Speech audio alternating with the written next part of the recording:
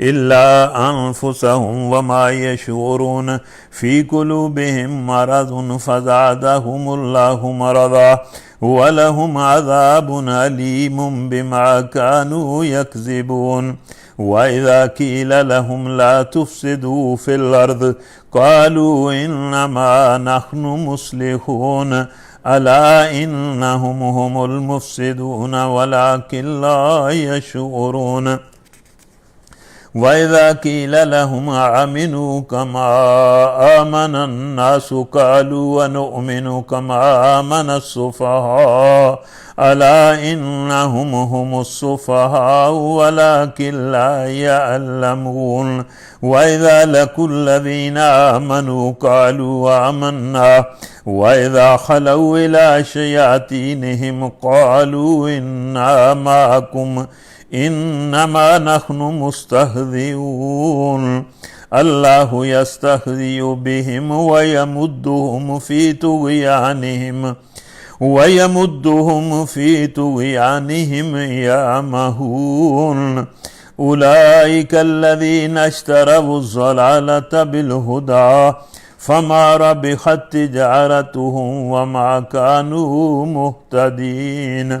مثلهم كمثل الذي استوقد نارا فلما أضاءت ما حوله ذهب الله بنورهم وتركهم في ظلمات لا يبصرون صم بكم عمي فهم لا يرجعون أو كصيب من السماء فيه ظلمات ورعد وبرق يجعلون أصابعهم في آذانهم من الصواعق حذر الموت والله محيط بالكافرين يكاد البرق يخطف أبصارهم كلما أضاء لهم مشوا فيه وإذا أظلم عليهم قاموا ولو شاء الله لذهب بسمعهم وأبصارهم إن الله على كل شيء قدیر۔ تو اس دوسرے رکوع میں اللہ تعالیٰ نے انسانوں کا جو تیسرا گروہ ہے منافقین کا، اور جو بڑا ہی بدقسمت اور بدنصیب گروہ ہے اور بڑا ہی گمراہ ہے اپنے خیالات کے اعتبار سے بھی اور اپنے اعمال کے اعتبار سے بھی، اللہ تبارک و تعالیٰ نے اس گروپ کا یہاں ذکر کیا ہے۔ اس کی جو بڑی بڑی علامات اللہ تعالیٰ نے یہاں بیان کی ہیں وہ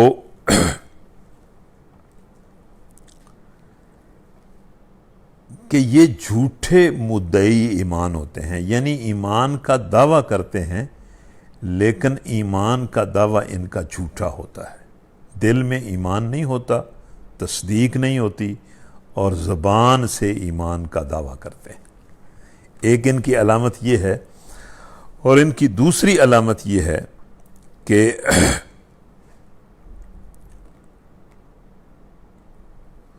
یہ دل کے مریض ہوتے ہیں، یعنی ان کے دل میں بزدلی، مفاد پرستی اور منافقت کا مرض ہوتا ہے، اور اللہ تبارک و تعالی چونکہ یہ خود اپنے لیے اس کو پسند کرتے ہیں تو اللہ تعالیٰ ان کو اس میں ڈھیل دیتا ہے، اور وقت کے ساتھ ساتھ ان کی منافقت اور بڑھتی چلی جاتی ہے۔ یہ ان کی دوسری علامت ہے۔ اور تیسری علامت ان کی یہ ہوتی ہے کہ یہ اللہ کی نافرمانی کر کے اور دوسروں کی حق تلفی کر کے زمین میں فساد پیدا کرتے ہیں۔ اور ان کی چوتھی علامت یہ ہے کہ یہ حق و صداقت کے لیے جان، مال اور وقت کی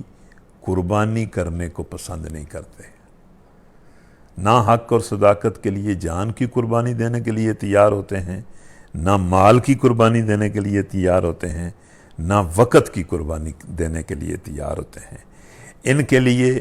اصل اہمیت اپنے مفاد کی ہوتی ہے، اور ہر طرح سے یہ اپنے مفاد کی حفاظت کی کوشش کرتے ہیں۔ اور ان کی پانچویں نشانی یہ ہے کہ ان کے دو منہ ہوتے ہیں، اور نبی صلی اللہ علیہ وسلم نے فرمایا کہ قیامت کے دن سب سے زیادہ بدترین شخص وہ ہوگا جو دو چہرے لے کر حاضر ہوگا۔ ان کے دو منہ ہوتے ہیں کہ جب یہ مسلمانوں سے ملتے ہیں تو کہتے ہیں کہ ہم تمہارے ساتھ ہیں، اور جب یہ کفر اور نفاق کے سرداروں سے ملتے ہیں جن کو اللہ تعالیٰ نے شیطان کہا ہے، تو ان سے کہتے ہیں کہ ہم تو تمہارے ساتھ ہیں، مسلمانوں سے تو ہم مذاق کر رہے تھے۔ تو یہ دو چہروں کے ساتھ زندگی گزارتے ہیں۔ اور ان کی چھٹی علامت یہ ہے کہ ان پر ہر وقت موت کا خوف طاری ہوتا ہے، یہ موت سے بہت زیادہ ڈرتے ہیں، اور اپنے آپ کو بچانے کے لیے کبھی مسلمانوں کی ڈھال استعمال کرتے ہیں اور ایمان کے دعوے کرتے ہیں، اور کبھی کافروں کے ساتھ جا کے ملتے ہیں اور ان کی مدد کے دعوے کرتے ہیں کہ ہماری جان بچی رہے۔ اور ان کی آٹھویں علامت یہ ہے کہ یہ حالات کے مطابق اپنے مفاد کی حفاظت کی فکر کرتے ہیں، یعنی جب انہیں کوئی خطرہ نظر آتا ہے، جس طرح کا خطرہ نظر آتا ہے اس کے مطابق اس خطرے سے بچنے کے لیے یا مسلمانوں سے اظہار ہمدردی کریں گے اور مسلمانوں کو کہیں گے کہ ہم تمہارے ساتھ ہیں، اور یا کافروں کے ساتھ۔ اور اللہ تعالیٰ نے ان کی دو مثالیں دی ہیں، کہ ایک مثال یہ دی ہے کہ ان کی مثال اس طرح ہے کہ ایک بندہ جو ہے وہ آگ جلاتا ہے اور ماحول کو پوری طرح روشن کر دیتا ہے، اور اس روشنی میں ہر کسی کو ہر چیز نظر آنا شروع ہو جاتی ہے، لیکن یہ لوگ جو ہیں اس نور سے فائدہ اٹھانے کی بجائے اپنی آنکھیں بند کر دیتے ہیں، اور اللہ بھی پھر ان کا نور سلب کر لیتا ہے۔ اور دوسری ان کی مثال یہ دی گئی ہے کہ جس طرح بارش ہوتی ہے اور اس بارش میں اندھیرا بھی ہوتا ہے، بجلی کی چمک بھی ہوتی ہے، اور گرج اور کڑک بھی ہوتی ہے۔ اس کا مطلب یہ ہے کہ بھئی بارش جو ہے وہ اسلام بارش کی مانند ہے، کہ اسلام اوپر سے اللہ تعالیٰ نازل کر رہا ہے، اور اس اسلام میں آزمائشیں بھی ہیں اور قربانیاں بھی ہیں۔ تو یہ لوگ جو ہیں یہ جب کڑک اور چمک سے کوئی قربانیوں کا ماحول پیدا ہوتا ہے تو اس سے ڈر جاتے ہیں، دبک جاتے ہیں اور کھڑے ہو جاتے ہیں، اور جب انہیں کوئی اللہ کے راستے میں چلنے کے لیے کوئی آسانی محسوس ہوتی ہے تو تھوڑا سا چل بھی لیتے ہیں۔ تو اس طرح ان کی کیفیت ہوتی ہے۔ تو پہلے منافق جو ہیں وہ بالکل اپنی آنکھیں بند کر لیتے ہیں اور منافقت کا فیصلہ کر لیتے ہیں، اور دوسرے منافق جو ہیں کبھی تھوڑا سا چل لیتے ہیں آگ کے ساتھ، اور کبھی پھر دبک کر بیٹھ جاتے ہیں، اور قربانی دینا ان کے لیے جان کی مال کی بڑا مشکل ہوتا ہے۔ تو اس طرح اللہ تعالیٰ نے اس دوسرے رکوع میں منافقین کا ذکر کیا ہے۔ تو خلاصہ اس کا یہ ہے کہ قرآن مجید نے انسانوں کو ہدایت اور ضلالت کے اعتبار سے اور فلاح اور خسران کے اعتبار سے تین ہی گروہوں میں تقسیم کیا ہے۔ جو لوگ ایمان لاتے ہیں اور اس کے مطابق عمل کرتے ہیں، زندگی بالکل اس کے مطابق گزارتے ہیں، وہ ہدایت یافتہ بھی ہیں اور فلاح یافتہ بھی ہیں، اور جو کفر کرتے ہیں اور بے دلیل کفر پر ڈٹ جاتے ہیں وہ کافر ہیں، اور اللہ تعالیٰ ان کے لیے ہدایت کے دروازے بند کر دیتا ہے۔ اور تیسرا وہ گروہ ہے کہ جو منافقت برتتا ہے، منہ سے کچھ اور کہتا ہے اور دل اور عمل ان کا کچھ اور ہوتا ہے، یہ تیسرا گروہ ہے۔ ان میں پہلا گروہ جو ہے وہ ہدایت یافتہ اور انعام یافتہ ہے، اور دوسرے دونوں گروہ جو ہیں وہ بدبخت ہیں اور ناکام ہیں اور نامراد ہونے والے ہیں۔ اس کے بعد تیسرا رکوع ہے جس میں اللہ تعالیٰ نے سارے انسانوں کو اپنی بندگی کی دعوت دی ہے، اور یہی قرآن کا اصل مضمون ہے کہ پورے قرآن نے انسانوں کو اللہ کی بندگی کی دعوت دی ہے، اور دلائل سے، نشانیوں سے انہیں سمجھایا ہے، انبیاء نے بھی انسانوں کو سمجھایا ہے، اللہ نے کتابیں بھی نازل کی ہیں، اور یہ پوری کائنات میں اس کی نشانیاں بھی بکھری ہوئی ہیں۔ تو تیسرے اور چوتھے رکوع میں اللہ تعالیٰ نے سارے انسانوں کو اپنی بندگی کی دعوت دی ہے اور انسان کو اس کی حیثیت بتائی ہے۔ یا ایھا الناس اعبدوا ربکم الذی خلقکم والذین من قبلکم لعلکم تتقون الذی جعل لکم الارض فراشا والسماء بناء وانزل من السماء ماء فاخرج به من الثمرات رزقا لكم فلا تجعلوا لله اندادا وانتم تعلمون وان كنتم في ريب مما نزلنا على عبدنا فأتوا بسورة من مثله وادعوا شهداءكم من دون الله إن كنتم صادقين فإن لم تفعلوا ولن تفعلوا فاتقوا النار التي وقودها الناس والحجارة أعدت للكافرين وبشر الذين آمنوا وعملوا الصالحات أن لهم جنات تجري من تحتها الأنهار كلما رزقوا منها من ثمرة رزقا قالوا هذا الذي رزقنا من قبل وأتوا به متشابها وَلَهُمْ فِيهَا أَزْوَاجٌ مُطَهَّرَةٌ وَهُمْ فِيهَا خَالِدُونَ۔ تو اس میں اللہ تبارک و تعالیٰ نے سارے انسانوں کو اپنی بندگی کی طرف بلایا ہے اور اس کے دلائل دیے ہیں۔ پہلی دلیل اللہ تبارک و تعالیٰ نے یہ دی ہے کہ اس لیے اپنے رب کی بندگی کرو کہ اسی نے تمہیں پیدا کیا ہے اور تم سے پہلے لوگوں کو پیدا کیا ہے۔ یعنی تخلیق اس کی بندگی کی پہلی دلیل ہے۔ جب وجود ہی اس نے بخشا ہے، بنایا ہی اس نے ہے، اور بنایا ہی اس لیے ہے کہ تم اس کی عبادت کرو، اس کی پوجا اور پرستش کرو، اور زندگی کے تمام جملہ معاملات کو اس کے لیے خاص کر کے اس کی اطاعت اور فرما برداری کرو۔ تو پہلی دلیل یہ ہے کہ اسی نے تم کو پیدا کیا ہے اور اسی نے تم سے پہلوں کو پیدا کیا ہے۔ اور دوسری دلیل اللہ تبارک و تعالیٰ نے یہ دی ہے کہ اس لیے اس کی بندگی کرو کہ اس کی بندگی ہی کے ذریعے تم دنیا میں غلط بینی سے بھی بچ جاؤ گے اور غلط روی سے بھی بچ جاؤ گے۔ یعنی اس کی بندگی ہی اس زندگی کی حقیقت ہے، غلط خیال، غلط نظریے سے بھی بچ جاؤ گے اور غلط عمل سے بھی بچ جاؤ گے۔ اس کی بندگی ہی سیدھا راستہ ہے۔ جہاں اللہ تعالیٰ نے اپنی بندگی کا ذکر کیا ہے وہاں یہ کہا ہے کہ یہی سیدھا راستہ ہے۔ ھذا صراط مستقیم، میری بندگی ہی سیدھا راستہ ہے۔ اگر اس سیدھے راستے کو اختیار نہیں کرو گے تو غلط بینی کا بھی شکار ہو جاؤ گے اور غلط کاری کا بھی شکار ہو جاؤ گے۔ اور تیسری دلیل اللہ تبارک و تعالیٰ نے یہ دی ہے کہ اس لیے میری بندگی کرو کہ اسی بندگی کے ذریعے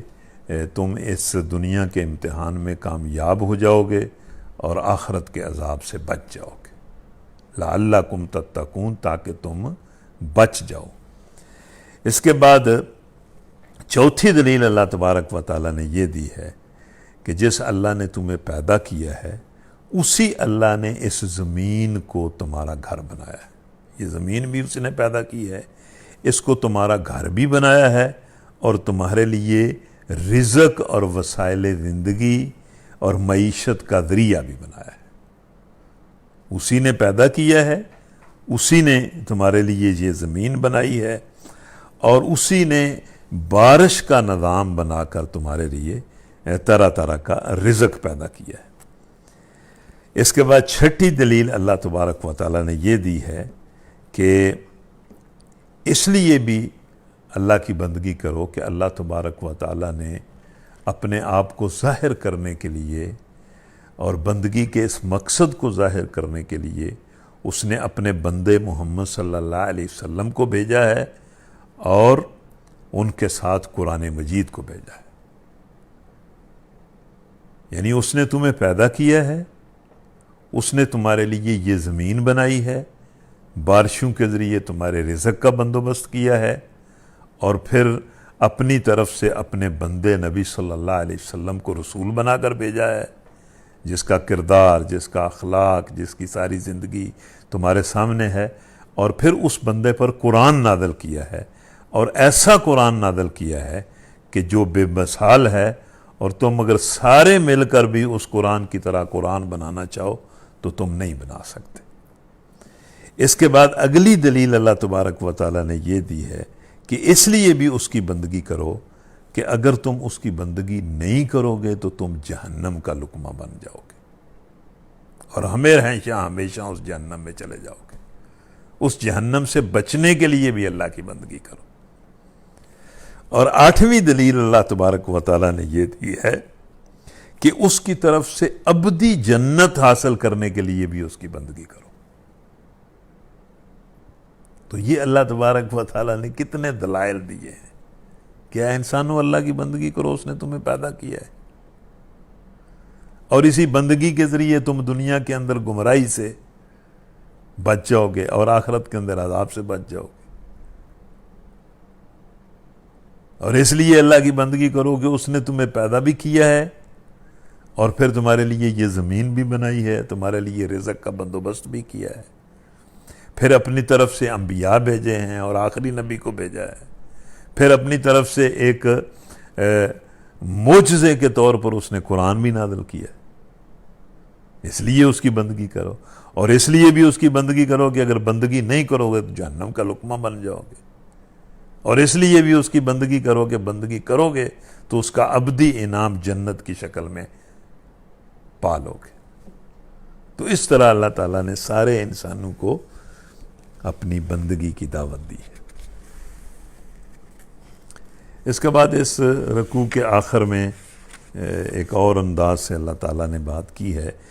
ان اللہ لا یستحیی ان یضرب مثلا ما بعوضۃ فما فوقها فاما الذین آمنوا فیعلمون انہ الحق من ربہم واما الذین کفروا فیقولون ماذا اراد اللہ بہذا مثلا یضل بہ کثیرا ویہدی بہ کثیرا وما يضل به إلا الفاسقين الذين ينقضون عهد الله من بعد ميثاقه ويقطعون ما أمر الله به أن يوصل ويفسدون في الأرض أولئك هم الخاسرون كيف تكفرون بالله وكنتم أمواتا فأحياكم ثم يميتكم ثم يحييكم ثم إليه ترجعون هو الذي خلق لكم ما في الأرض جميعا ثم استوى إلى السماء فسواهن سبع سماوات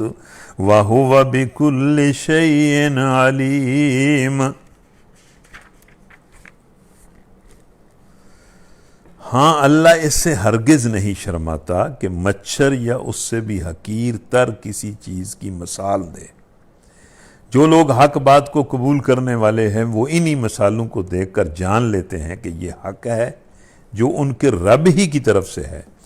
اور جو ماننے والے نہیں ہیں وہ انہیں سن کر کہنے لگتے ہیں کہ ایسی مثالوں سے اللہ کو کیا سروکار۔ اس طرح اللہ ایک ہی بات سے بہتوں کو گمراہی میں مبتلا کر دیتا ہے اور بہتوں کو راہ راست دکھا دیتا ہے، اور گمراہی میں وہ انہی کو مبتلا کرتا ہے جو فاسق ہوتے ہیں، نافرمان ہوتے ہیں، اللہ کے عہد کو مضبوط باندھ لینے کے بعد توڑ دیتے ہیں، اللہ نے جسے جوڑنے کا حکم دیا ہے اسے کاٹتے ہیں اور زمین میں فساد برپا کرتے ہیں، حقیقت میں یہی لوگ نقصان اٹھانے والے ہیں۔ یہ ایک بات یہاں بیان ہوئی ہے کہ جن لوگوں کا ذہن ٹیڑھا ہوتا ہے وہ عجیب باتیں کرتے ہیں اور بال کی کھال اتارتے ہیں، کہ اللہ تعالیٰ نے انسانوں کو سمجھانے کے لیے قرآن مجید میں کہیں مچھر کی مثال دی ہے، کہیں مکھی کی مثال دی ہے، کہیں مکڑی کی مثال دی ہے۔ تو اس بات کو بنیاد بنا کر وہ لوگ کہتے ہیں کہ اللہ تعالیٰ کو ایسی مثالیں دینے سے کیا سروکار، حالانکہ اللہ تعالیٰ نے یہ مثالیں، ظاہر ہے اسے تو کوئی سروکار نہیں ہے اور اسے تو کسی چیز کی بھی کوئی پرواہ نہیں، ہر چیز اس کے نزدیک کو کوئی اہمیت نہیں رکھتی، لیکن اللہ نے انسان کو سمجھانے کے لیے، انسان کی ہدایت کے لیے اس نے مطلب اس طرح کی مثالیں دی ہیں۔ ان مثالوں سے انسان کو سمجھایا، یعنی یہ مثالیں اللہ کی ضرورت نہیں ہیں، انسان کی ضرورت ہیں، اور انسان کی یہ ضرورت ہے کہ اس کے دائیں بائیں جو چیزیں ہیں ان سے اللہ تبارک و تعالیٰ اسے سمجھائے۔ لیکن جن لوگوں کا ذہن ٹیڑھا ہوتا ہے وہ اسی کو بنیاد بنا کر اپنے لیے انکار کا راستہ اختیار کر لیتے ہیں، اور جن کا ذہن صاف ہو اور سیدھا ہوتا ہے وہ ایسی ہی مثالوں سے ہدایت کو پا لیتے ہیں، بات کو سمجھ جاتے ہیں۔ اس کے بعد اللہ تبارک و تعالیٰ نے یہاں ایک بڑی مطلب بہت ہی قابل غور بات کی ہے کہ فاسق آدمی جو اللہ کی اطاعت سے نکل جاتا ہے، اس کی نافرمانی کرتا ہے، اس کی اللہ تعالیٰ نے 3 علامات بیان کی ہیں، 3 اس کی عادتیں بیان کی ہیں، کہ فاسق وہ ہوتا ہے جو اللہ کے ساتھ عہد باندھ کر اس کو توڑ دیتا ہے۔ جس طرح مطلب کوئی بندہ یہ شہادت دے کہ اللہ کے سوا کوئی معبود نہیں ہے اور محمد صلی اللہ علیہ وسلم اللہ کے رسول ہیں، تو یہ اس نے اللہ کے ساتھ عہد باندھا ہے، بندگی کا عہد، اطاعت کا عہد، فرما برداری کا عہد، اور نبی صلی اللہ علیہ وسلم پر ایمان کا عہد، ان کی اطاعت کا عہد۔ اور یہ عہد باندھنے کے بعد جو توڑ دیتا ہے، جو نافرمانی کرتا ہے، یہ فاسق کی پہلی علامت ہے۔ اور دوسری علامت یہ ہے کہ وَيَقْطَعُونَ مَا أَمَرَ اللَّهُ بِهِ أَن يُوصَلَ، کہ یہ جو انسانی تعلقات ہوتے ہیں، صلہ رشتہ داری کا تعلق ہے، دوسرا کسی کے ساتھ تعلق ہے، ان تعلقات کو حق کی بنیاد پر، عدل کی بنیاد پر، احسان کی بنیاد پر باقی رکھنے کی بجائے دوسروں کا حق تلف کر کے اور اس حق کو برباد کر کے ان تعلقات کو توڑتا ہے۔ یعنی ایک تو اللہ کے عہد کو برباد کرتا ہے اور دوسرا انسانوں کے ساتھ زیادتی کرتا ہے، انسانوں کے ساتھ عدل نہیں کرتا، احسان نہیں کرتا، ان کے حقوق ادا نہیں کرتا، بلکہ دوسروں پر دست درازی کرتا ہے، ان کی حق تلفی کرتا ہے، ان پر زیادتی کرتا ہے۔ یہ فاسق کی دوسری علامت ہے۔ اور تیسری علامت یہ ہے کہ وَيُفْسِدُونَ فِي الْأَرْضِ، اور وہ زمین میں فساد پھیلاتے ہیں۔ ظاہر بات ہے کہ جو اللہ کے عہد کو توڑتے ہیں، اس کی نافرمانی کرتے ہیں اور بندوں کے ساتھ زیادتی کرتے ہیں، تو ان کے یہ دونوں عمل جو ہیں وہ انسانی معاشرے کو فساد کا شکار کر دیتے ہیں اور ظلم اور زیادتی کا شکار کر دیتے ہیں۔ اور اللہ نے اپنی زمین کا اور اپنی اس دنیا کا اور اپنی کائنات کا نظام جو اپنی اطاعت پر کھڑا کیا ہے، یہ لوگ اس نظام میں نافرمانی کر کے فساد کا باعث بنتے ہیں۔ اولئک ھم الخاسرون، اور یہ لوگ جو ہیں وہ خسارہ پانے والے ہیں۔ اس کے بعد پھر اللہ تعالیٰ نے ایک نصیحت آموز کلمہ کہا ہے کہ تم لوگ آخر اللہ کا کفر کس طرح کرتے ہو، کس طرح اس کا انکار کرتے ہو، اس کی ذات کا، اس کے حقوق کا تم کس طرح انکار کرتے ہو کہ تم تو تھے ہی نہیں، بے جان تھے، اس نے تم کو زندگی بخشی، پھر وہی تمہاری جان کو سلب کر لے گا اور پھر وہی تمہیں دوبارہ زندگی دے گا اور پھر تم سب نے اس کی طرف پلٹ کر جانا ہے۔ تم کس بنیاد پر اس کا کفر کرتے ہو؟ تم نہیں تھے، اس نے تمہیں وجود بخشا، پھر تمہاری آنکھوں کے سامنے لوگ مر رہے ہیں، تم بھی ختم ہو جاؤ گے، اور پھر وہ تمہیں اٹھا کھڑا کرے گا اور اپنے سامنے پیش کرے گا۔ اور وہی اللہ ہے جس نے تمہارے لیے زمین کی ساری چیزیں پیدا کی ہیں، یعنی تمہاری زندگی کو قائم رکھنے کے لیے، اور جس آزمائش کے لیے اس نے تمہیں پیدا کیا ہے، اس عبادت کے لیے، اس خلافت کے لیے یہ ساری زمین بنائی ہے، اس کی چیزیں پیدا کی ہیں، یہ سب تمہارے لیے ہیں، یہ سب تمہاری خدمت کے لیے ہیں۔ تم ان سے خدمت حاصل کرو، ان سے خدمت لو اور اللہ کی بندگی کرو، اور وہ ہر چیز کا علم رکھنے والا ہے۔ تو اس رکوع میں اللہ تبارک و تعالیٰ نے سارے انسانوں کو اپنی بندگی کی دعوت دی ہے، اور اس کو اگر نظر غیر سے پڑھا جائے، اس پر سوچا جائے، تو بہت جامع انداز سے اللہ تعالیٰ نے لوگوں کو اپنی بندگی کی طرف بلایا ہے۔ اللہ تعالیٰ ہمیں اپنا خالص بندہ بنائے اور بندگی کے راستے میں ہماری مدد کرے اور ہمیں سرخرو کرے اس دنیا کی زندگی میں۔ اس کے بعد چوتھا رکوع ہے، اس میں بھی ایک دوسرے انداز سے اللہ تعالیٰ نے انسانوں کو بندگی کی طرف بلایا ہے۔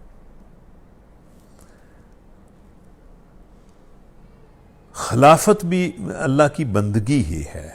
یہ جو اللہ تعالیٰ نے دو نام انسان کے لیے رکھے ہیں کہ ایک تو انسان اللہ کا بندہ ہے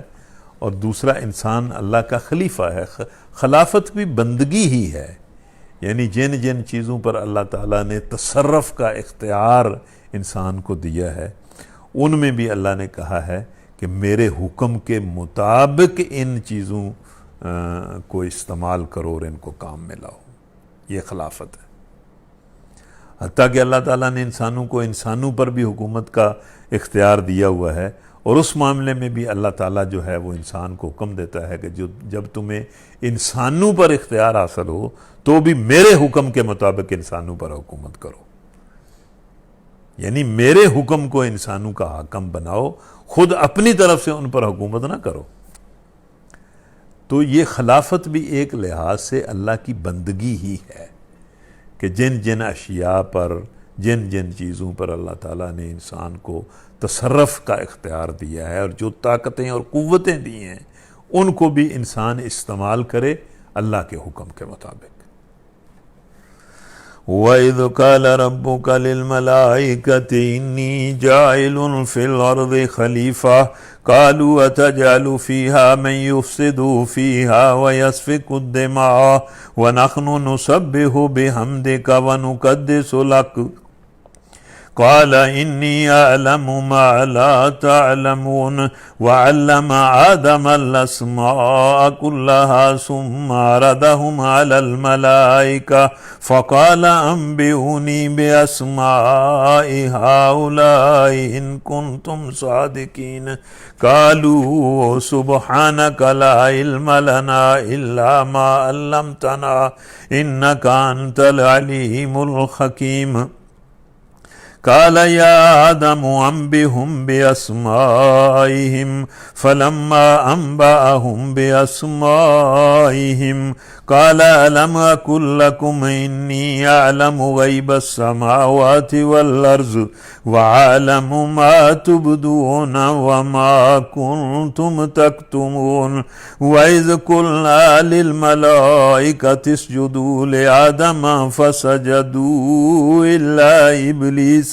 أبى واستكبر وكان من الكافرين وقلنا يا آدم اسكن أنت وزوجك الجنة وكلا منها رغدا حيث شئتما ولا تقربا هذه الشجرة فتكونا من الظالمين فأزلهما الشيطان عنها فأخرجهما مما كانا فيه وقلنا اهبطوا بعضكم لبعض عدو وَلَكُمْ فِي الْأَرْضِ مُسْتَقَرٌّ وَمَتَاعٌ إِلَىٰ حِينٍ فَتَلَقَّىٰ آدَمُ مِن رَّبِّهِ كَلِمَاتٍ فَتَابَ عَلَيْهِ إنه هو التواب الرحيم قل اهبطوا منها جميعا فإما يأتينكم مني هدى فمن تبع هدايا فلا خوف عليهم ولا هم يحزنون والذين كفروا وكذبوا بآياتنا أولئك أصحاب النار هم فيها خالدون۔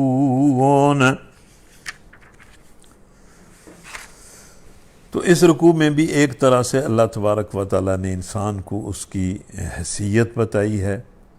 اور جس غرض اور مقصد کے لیے اس کو پیدا کیا ہے اس کو واضح کیا ہے، اور یہ بات سمجھائی ہے کہ جو انسان اللہ کی ہدایت کے مطابق اس کی عبادت اور اس کی طرف سے خلافت کے فرض کو پورا کرے گا اور اس امانت میں امانت داری کا مظاہرہ کرے گا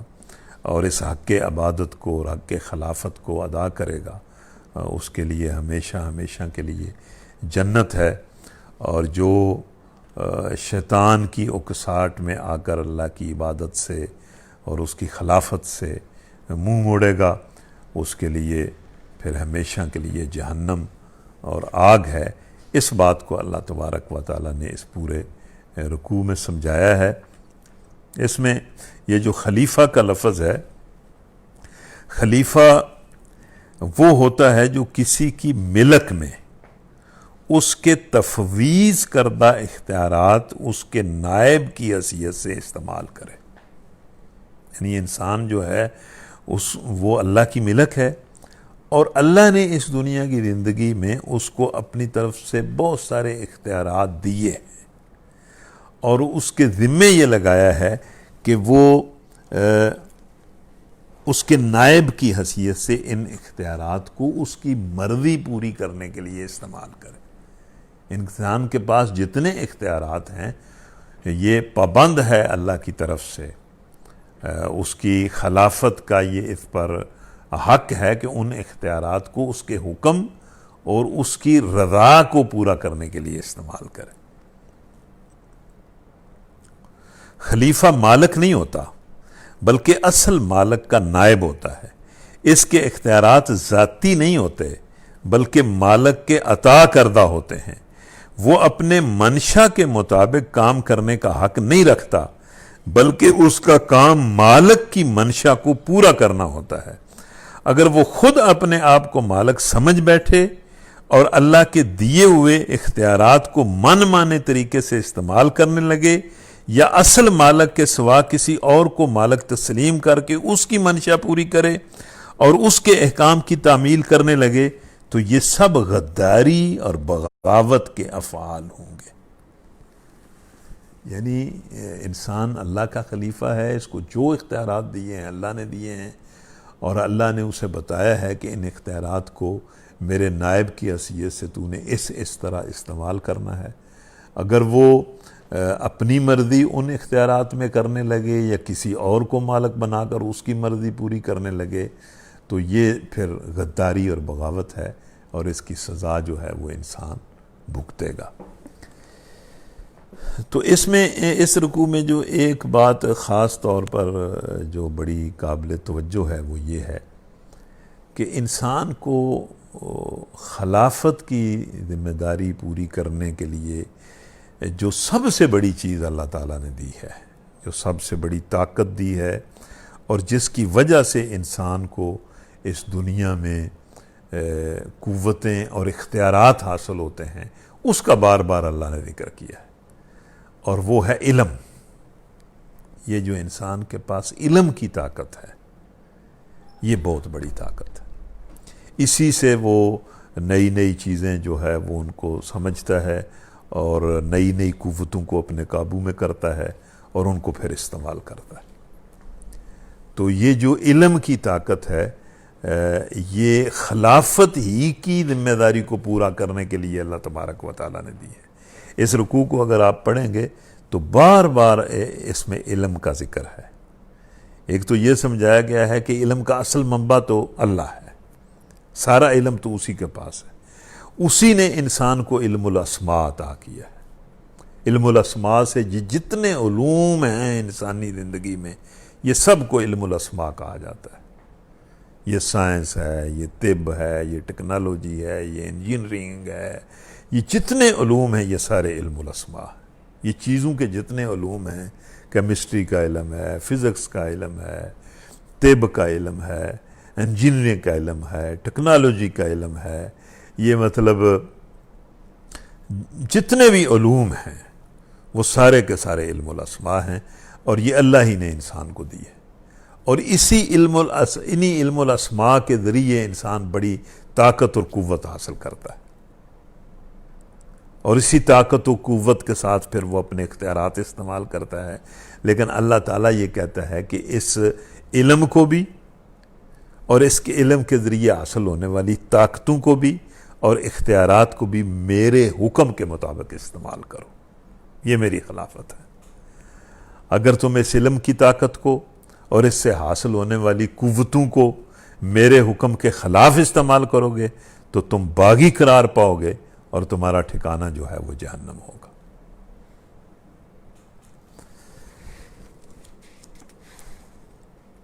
اس کے بعد پھر اللہ تبارک و تعالیٰ نے ایک اور بات یہاں کہی ہے کہ جس کو سمجھنا قدرے مشکل ہے، چونکہ عالم بالا کا ایک واقعہ ہے جس کو اللہ بیان کرتا ہے کہ پھر جب ہم نے فرشتوں کو حکم دیا کہ آدم کے آگے جھک جاؤ، اس کو سجدہ کرو، تو سب جھک گئے مگر ابلیس نے اس کا انکار کر دیا. وہ اپنی بڑائی کے گھمنڈ میں پڑ گیا اور نافرمانوں میں شامل ہو گیا. اور پھر ہم نے آدم سے کہا کہ تم اور تمہاری بیوی دونوں جنت میں رہو اور یہاں با فراغت جو چاہو کھاؤ، مگر اس درخت کا رخ نہ کرنا ورنہ ظالموں میں شمار ہو جاؤ گے. آخر کار شیطان نے ان دونوں کو اس درخت کی ترغیب دے کر ہمارے حکم کی پیروی سے ہٹا دیا اور انہیں اس حالت سے نکلوا کر چھوڑا جس میں وہ تھے. ہم نے حکم دیا کہ اب تم سب یہاں سے اتر جاؤ، تم ایک دوسرے کے دشمن ہو اور تمہیں ایک خاص وقت تک زمین میں ٹھہرنا اور وہیں گزر بسر کرنا ہے. اس وقت آدم نے اپنے رب سے چند کلمات سیکھ کر توبہ کی، جس کو اس کے رب نے قبول کر لیا. وہ بڑا معاف کرنے والا اور رحم کرنے والا ہے. پھر ہم نے انسان سے کہا کہ بہرحال تم سب یہاں سے اتر جاؤ، پھر جو میری طرف سے ہدایت تمہارے پاس پہنچے تو جو لوگ میری اس ہدایت کی پیروی کریں گے ان کے لیے کسی خوف اور رنج کا موقع نہ ہوگا، اور جو اس کو قبول کرنے سے انکار کریں گے وہ ہماری آیات کو جھٹلائیں گے. وہ آگ میں جانے والے لوگ ہیں جہاں وہ ہمیشہ رہیں گے. تو اللہ تبارک و تعالیٰ نے انسان کو بڑی آزادی دی، بڑی صلاحیتیں دی، بڑی قوتیں دی، بڑے اختیارات دیے، اور اس کو اپنی عبادت کا حکم دیا، اپنی خلافت کا حکم دیا. لیکن اس کے ساتھ ہی اللہ تبارک و تعالیٰ نے آزمائش کا بہت بڑا بوجھ اور ایک بہت بڑی امانت انسان پر ڈال دی کہ ان سارے اختیارات، ان ساری قوتوں، ان ساری آزادیوں کے ساتھ بندگی کا حکم دے دیا، خلافت کا حکم دے دیا، لیکن نافرمانی کی بھی اجازت اور آزادی دے دی. اور نافرمانی کے لیے آزمائش کے طور پر شیطان کو بھی اس کے ساتھ لگا دیا جو اسے نافرمانی پر اکساتا ہے. یہ ایک بہت بڑی آزمائش ہے جو اس انسان کے لیے ہے. اور اسی آزمائش کے بارے میں اللہ تعالیٰ نے سورہ احزاب میں کہا ہے کہ ہم نے اس امانت کو آسمانوں کے سامنے، پہاڑوں کے سامنے اور زمین کے سامنے پیش کیا، لیکن کوئی اس امانت کو اٹھانے کے لیے تیار نہ ہوا، لیکن انسان نے اٹھا لیا. یہ امانت یہی ہے کہ اختیار ہونے کے باوجود، آزادی ہونے کے باوجود انسان جو ہے وہ اللہ کی بندگی کرے، اپنے اختیار سے، اپنی آزادی سے دستبردار ہو جائے، اور جو اللہ تبارک و تعالیٰ نے بندگی اور خلافت کا سچا اور سیدھا اور پاکیزہ طریقہ زندگی اور مقصد زندگی مقرر کیا ہے اس کو اختیار کرے. اگر وہ اس امانت کو اس نے پورا کر لیا تو وہ اللہ کی طرف سے ہمیشہ ہمیشہ کے لیے بہت بڑا انعام پائے گا، اور اگر اس نے اس امانت میں خیانت کی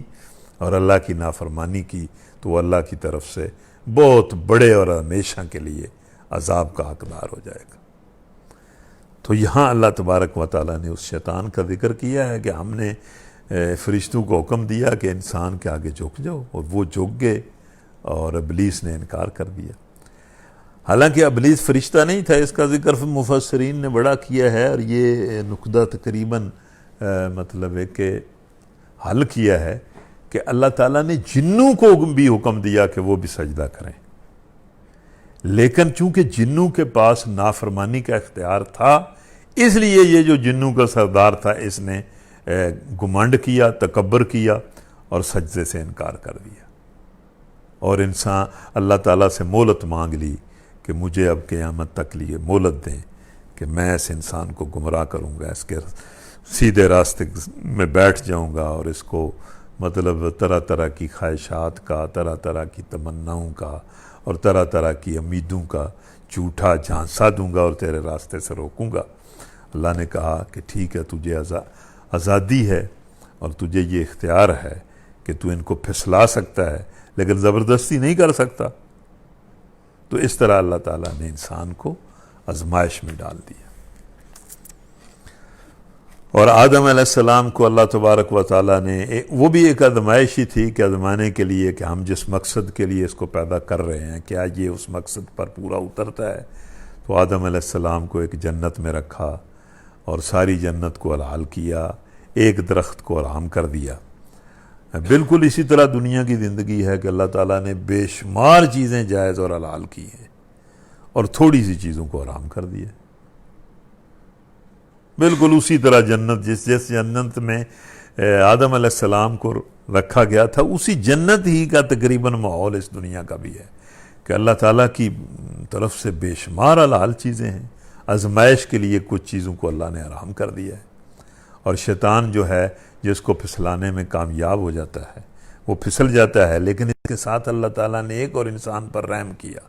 کہ جو بندہ انسان شیطان کے پھسلاوے میں آ کر پھسل جائے، گناہ کرے، لیکن اسے ندامت ہو، شرمندگی ہو، وہ توبہ کر لے تو اللہ اس کو کی توبہ قبول کر لیتا ہے۔ جس طرح آدم علیہ السلام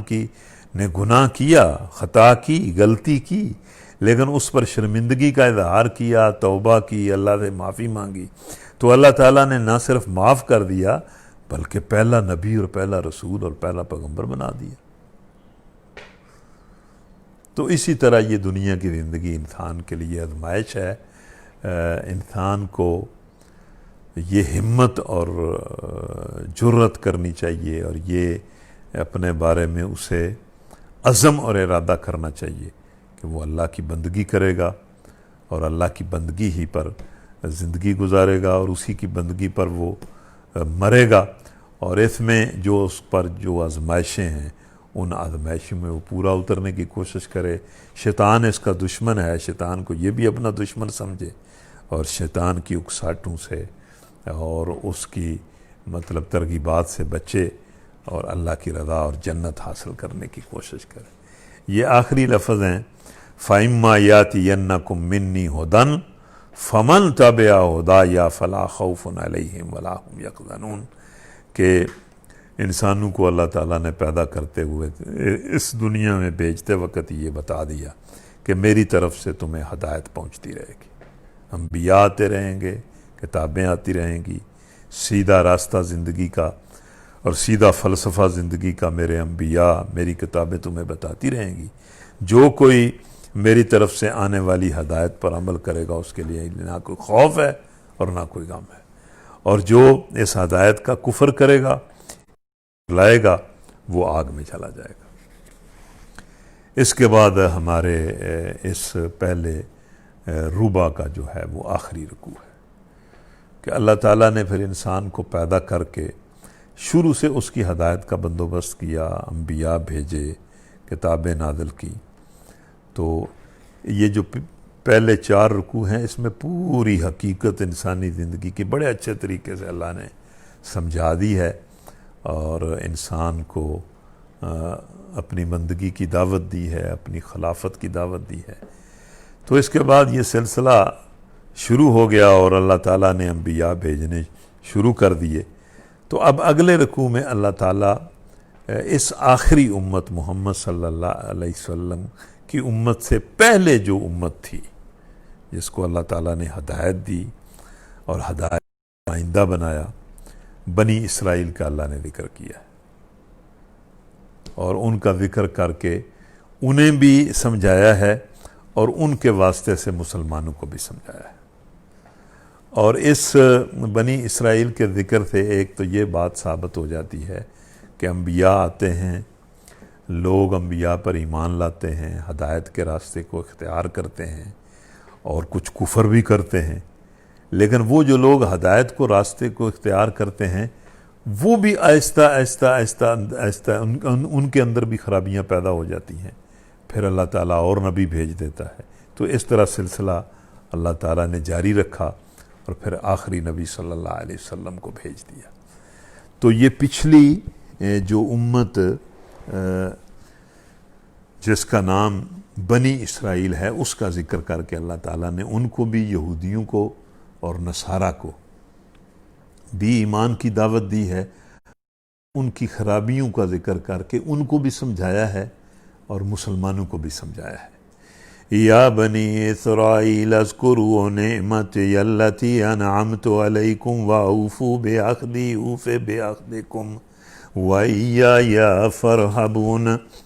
وآمنوا بما انزلت مصدقا لما معکم ولا تكونوا اول کافر به ولا تشتروا بآیاتی ثمنا قلیلا وإیای فاتقون۔ اے بنی اسرائیل، اسرائیل حضرت یعقوب علیہ السلام کا لقب تھا، اور یہ عبرانی زبان کا لفظ ہے اور اس کا مطلب ہے عبداللہ، یعنی اللہ کا بندہ۔ ہم تو اسرائیل کا لفظ جب اپنی زبان سے نکالتے ہیں تو ایک نفرت کا جذبہ پیدا ہوتا ہے اسرائیل کی وجہ سے، لیکن یہ کہ یہ تو عبرانی زبان کا ایک لفظ ہے جس کا مطلب عبداللہ ہے، اور یہ حضرت یعقوب علیہ السلام کا لقب تھا۔ تو یعقوب علیہ السلام کی اولاد سے جو نسل چلی اس کو اللہ تعالیٰ نے بنی اسرائیل کہا۔ اس میں ہزاروں انبیاء اللہ تعالیٰ نے بھیجے، اور نبی صلی اللہ علیہ وسلم کے زمانے میں اس بنی اسرائیل کی جو باقیات تھی وہ یہودی اور عیسائیوں کی شکل میں موجود تھی۔ یہود بھی بنی اسرائیل میں سے تھے، اور یہ نصارہ جو ہیں یہ بھی بنی اسرائیل میں سے تھے۔ تو اللہ تبارک و تعالیٰ نے، چونکہ مدینے کے اندر یہ لوگ موجود تھے، خاص طور پر یہودی موجود تھے، تو اس لیے اللہ تبارک و تعالیٰ نے ان کو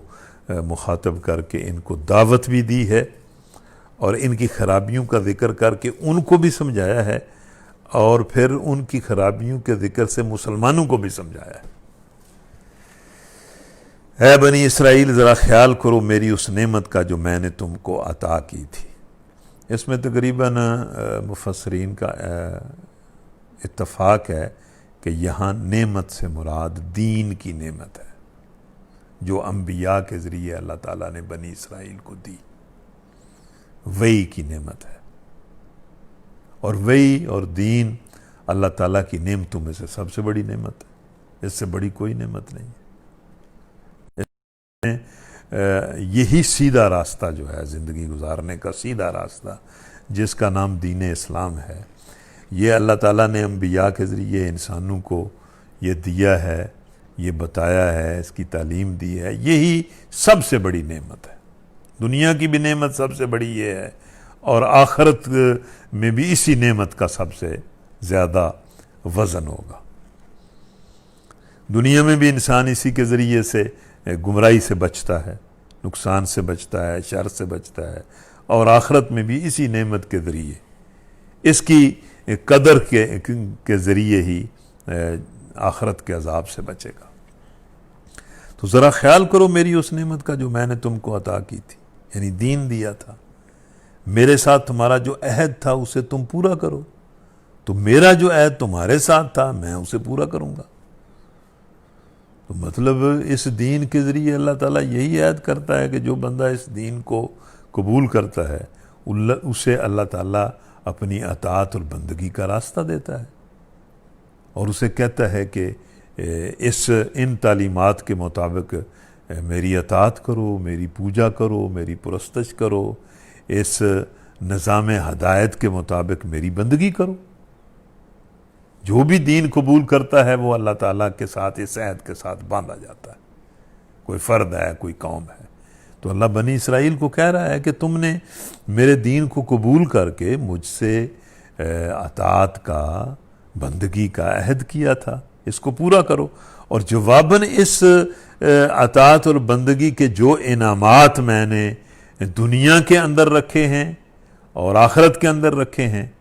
وہ بھی جو میرے ساتھ عہد کو لوگ پورا کرتے ہیں، میں بھی ان کے ساتھ اپنے عہد کو پورا کرتا ہوں۔ اور اس میں خاص طور پر بنی اسرائیل کو ایک عہد یہ بھی یاد دلایا گیا ہے کہ بنی اسرائیل کے تمام انبیاء اور ان کے ماننے والوں سے اللہ نے یہ بھی عہد لیا تھا کہ جب آخری نبی محمد صلی اللہ علیہ وسلم آئیں گے تو تم پر ان پر ایمان بھی لاؤ گے اور ان کی مدد بھی کرو گے۔ تو اس عہد کی طرف بھی اللہ اشارہ کر رہا ہے کہ اب آخری نبی محمد صلی اللہ علیہ وسلم آ گئے اور تم اس عہد کو پورا کرو اور مجھ سے ڈرو، مطلب اس عہد کو نہ توڑو، اور میں نے جو کتاب بھیجی ہے اس پر ایمان لاؤ، یہ اس کتاب کی تائید میں ہے جو تمہارے پاس پہلے سے موجود تھی۔ تو اللہ تعالیٰ ہر نبی کے ذریعے پہلے نبی کی تصدیق اور تائید بھی فرماتا ہے، اور اس پر جو کتاب پہلے نبی پر نازل ہوئی ہوتی ہے اس کی بھی وہ نبی تائید کرتا ہے۔ تو سارے انبیاء ایک دوسرے کی تائید کرتے ہیں، آخری نبی تک ہر آنے والے نبی نے پہلے انبیاء کی تصدیق کی ہے اور بعد میں آنے والے کی بشارتیں دی ہیں، لیکن چونکہ محمد صلی اللہ علیہ وسلم تو آخری نبی ہیں، اس کے بعد تو کوئی نبی نہیں آئے گا۔ لہذا سب سے پہلے تم ہی اس کے منکر نہ بن جاؤ، مطلب یہ ظلم تو نہ کرو کہ جو حق ہم نے تمہیں دیا تھا، تمہارے انبیاء کو دیا تھا، جس حق پر تم ایمان بھی لائے تھے، وہی حق محمد صلی اللہ علیہ وسلم لے کر آئے ہیں اور تم اس کے پہلے منکر بن جاؤ۔ اس لیے کہ یہودیوں نے اور عیسائیوں نے نبی صلی اللہ علیہ وسلم کا انکار کیا، بالعموم انکار کیا، اور انکار اس وجہ سے نہیں کیا کہ وہ سمجھتے نہیں تھے، انکار اس بگاڑ کی وجہ سے کیا جو انسانوں کے اندر پیدا ہو جاتا ہے، عصبیت پیدا ہو جاتی ہے، دنیا کا مفاد پیدا ہو جاتا ہے، جس وجہ سے انسان انکار کرتا ہے فطرتی طور پر، اسی کی وجہ سے کیا۔ تھوڑی قیمت پر میری آیات کو نہ بیچ ڈالو۔ اب یہ اشارہ ہے کہ بالعموم انسان اپنے مالی مفادات کو جو جھوٹ کے ساتھ اور اللہ کی نافرمانی کے ساتھ وابستہ ہوتے ہیں، ان مفادات کو بچانے کے لیے انکار کر دیتا ہے حق کا۔ تو یہ یہودی جو ہیں وہ مطلب ہے کہ بڑی حد تک سود کے اندر مبتلا ہو گئے تھے، اور ان کی ساری معیشت جو ہے وہ سود کے ساتھ بالکل جڑ گئی تھی۔ تو اسلام اور اللہ کا دین تو سود کی اجازت نہیں دیتا۔ اسی طرح بہت سارے اور ان کے جو معاملات تھے معاشی، وہ گناہ کے ساتھ وابستہ ہو گئے تھے،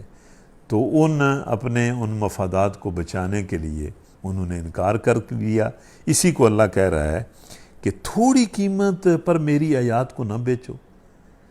یعنی میری جو آیات ہیں، جو حق ہیں، تم ان کی قربانی دے رہے ہو اور اپنے ان جھوٹے مفادات کی حفاظت کر رہے ہو۔ گویا تم ان مفادات کو تم نے دین حق کی قیمت سمجھا ہے، تو یہ تو بہت تھوڑی قیمت ہے۔ وَإِيَّايَ فَاتَّقُونَ، اور مجھ سے ڈرو۔ وَلَا تَلْبِسُوا الْحَقَّ بِالْبَاطِلِ وَتَكْتُمُوا الْحَقَّ وَأَنْتُمْ تَعْلَمُونَ، باطل کا رنگ چڑھا کر حق کو مشتبہ نہ کرو۔ جب انبیاء کی قومیں بگڑ جاتی ہیں تو وہ حق اور باطل کا ایک ملغوبہ زندگی میں بنا دیتی ہیں، یعنی سارا دین جو ہے وہ ایک طرف رہ جاتا ہے اور بالکل سارے کا سارا باطل وہ اختیار کر لیتے ہیں۔ باطل کا رنگ چڑھا کر حق کو مشتبہ نہ بناؤ، اور نہ جانتے بوجھتے حق کو چھپانے کی کوشش کرو۔ نماز قائم کرو، زکوٰۃ دو، جو لوگ میرے آگے جھک رہے ہیں ان کے ساتھ تم بھی جھک جاؤ۔ یہ جو امتیں انبیاء کی بگڑتی ہیں تو ویسے تو سارے دین کو ضائع کر دیتی ہیں، لیکن دین کی جو دو بنیادیں ہیں خاص طور پر نماز اور زکوٰۃ،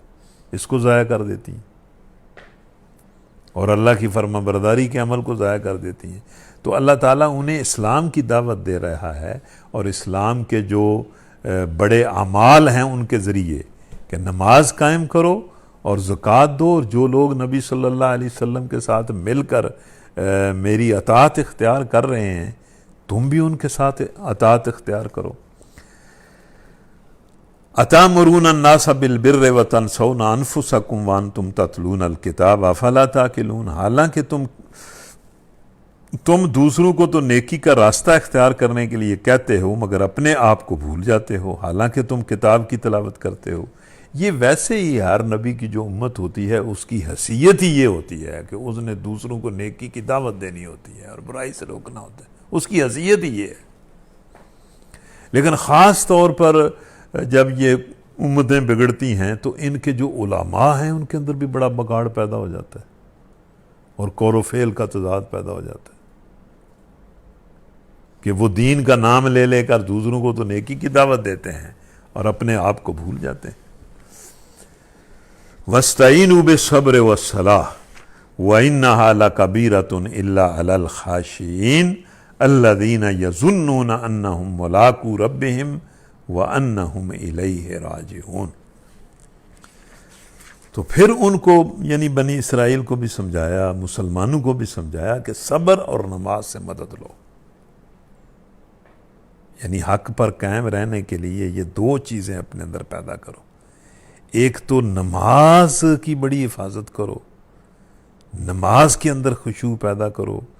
نماز کے ساتھ اپنے تعلق کو بہت زیادہ بناؤ، نماز دین کی جان ہے، اور پھر صبر سے استقامت سے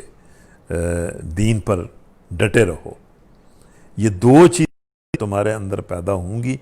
تو تمہارے لیے دین پر چلنا جو ہے وہ اللہ تعالیٰ آسان بنا دے گا اور اللہ تعالیٰ ممکن بنا دے گا۔ صبر سے اور نماز سے مدد لو۔ اور یہ نماز بڑی بھاری ایک مشکل چیز ہے، پتہ نہیں کس طرح مشکل ہے، لیکن بہرحال ایک نافرمان بندے کے لیے تو یہ بڑی مشکل ہے، اور فرما برداروں پر نہ صرف آسان ہے بلکہ پر لطف ہے۔ وہ نماز ہی میں لطف حاصل کرتے ہیں، اور نماز ہی کے ساتھ ہر وقت ان کا ذہنی تعلق ہوتا ہے، ہر وقت ان کا جو دل ہے وہ مسجد میں اٹکا رہتا ہے اور بار بار نماز کا وہ ذکر کرتے ہیں۔ مگر ان فرما بردار بندوں کے لیے کچھ بھی مشکل نہیں ہے جو سمجھتے ہیں کہ آخر کار انہیں اپنے رب سے ملنا اور اسی کی طرف پلٹ کر جانا ہے۔ اس سے بھی یہ اشارہ ملتا ہے کہ اسلام کے عقائد میں سے آخرت کا جو عقیدہ ہے وہ اس لحاظ سے بڑا جاندار عقیدہ ہے کہ جو بندہ آخرت پر ایمان رکھتا ہے، اللہ کے محاسبے پر ایمان رکھتا ہے، اللہ کے سامنے پیش ہونے کو وہ سمجھتا ہے، اس کے لیے ہر طرح کی نیکی کرنا آسان ہو جاتا ہے اور بدی سے بچنا آسان ہو جاتا ہے۔ اور جو اللہ کے سامنے پیش ہونے کا جو یقین ہے اس میں اضمحلال پیدا ہو جاتا ہے، اس میں کمزوری پیدا ہو جاتی ہے، اس میں ضعف آ جاتا ہے اور اس میں بگاڑ پیدا ہو جاتا ہے، تو پھر ساری اسلامی زندگی کی جو عمارت ہے وہ ڈھہ جاتی ہے اور ہر چیز کے اندر ہی کمزوری پیدا ہو جاتی ہے۔ جب اللہ کے سامنے پیش ہونے کا احساس ختم ہو جاتا ہے تو پھر ہر برائی جو ہے اس کی طرف بندہ لڑک جاتا ہے اور ہر نیکی اس کو مشکل لگنا شروع ہو جاتی ہے۔ تو یہ ہمارا آج کا سبق تھا۔ اللہ تعالیٰ سے دعا ہے کہ اللہ تعالیٰ اپنی رہنمائی میں اور اپنی مدد میں آسانی کے ساتھ اور اخلاص کے ساتھ ہمیں اپنا یہ پروگرام مکمل کرنے کی توفیق دے، اور اس کو ہمارے لیے اور اپنے بے شمار اور بندوں کے لیے دنیا اور آخرت کی فلاح کا اور کامیابی کا اور خوش قسمتی کا ذریعہ بنائے۔ وآخر دعوانا ان الحمد للہ رب العالمین۔ اعلانات ہے تو کہہ دیں کہ اعلان کر دیتے ہیں، مائک مجھے دے دیں۔ اچھا یہ اعلان ہے، کچھ اعلان ہے مینجمنٹ کی طرف سے، وہ لازمی سننا. یہ اعلان ہے کچھ ہماری انتظامیہ جو ہے ان کی طرف سے، وہ ضرور سارے سن لیں، سننے کے بعد اپنی اپنی جگہ سے اٹھیں، وہ اعلان توجہ سے سن لیں.